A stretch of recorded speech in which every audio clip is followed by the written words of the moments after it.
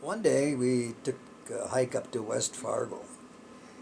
West Fargo is about 7 miles from Fargo, and it's where the packing house was. And we went up there, usually follow the railroad tracks, and because it was the shortest way. And we'd go to the where the guys were washing out their trucks, these great big semis, and they'd had cattle in them.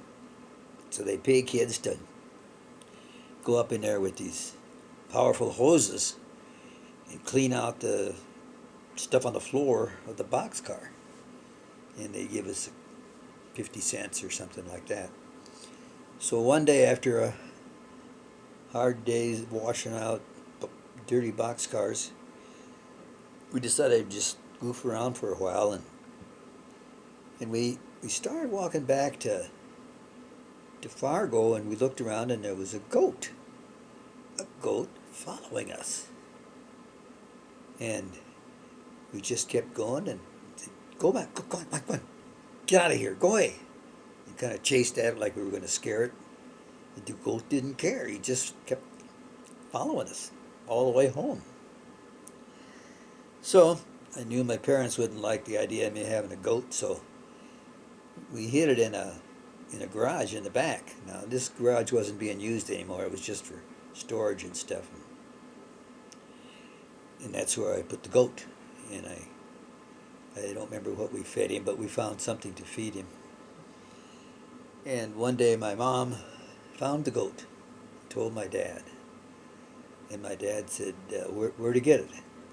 She says, well, I think they were up at West Fargo and he might have been by the packing house. And Dad says, oh no, that's what they call a Judas goat. And he leads the lambs up to slaughter in the packing house. And then he goes back down and he gets another bunch of sheep, and leads them up the ramp and to their death. And that's why he was so tame and everything. He was trained to do this. Why he followed us, I have no idea, other than probably, dropping candy along the way. Something like that. I don't remember. Anyhow, my mom found him and told my dad. And as I told you, he said it was a Judas goat. Betrayal. So I kind of wondered what we should do with him. I didn't know. And he got too big for the building, so we drove a stake into the ground and tied him on a rope up to that.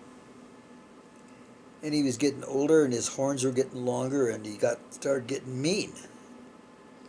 And you'd get in anywhere near his space, and he'd come charging at you and with his horns and butt you, trying to get you out of there.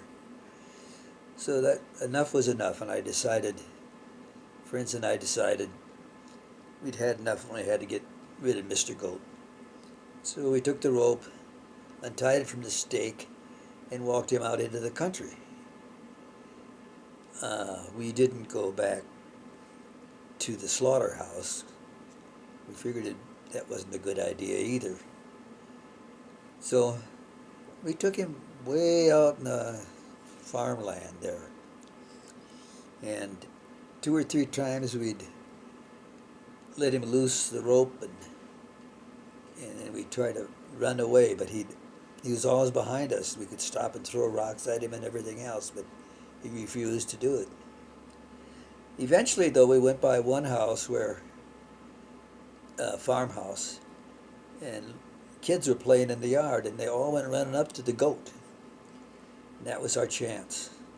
We took off, never saw the goat or the kid or anything of that nature again at home.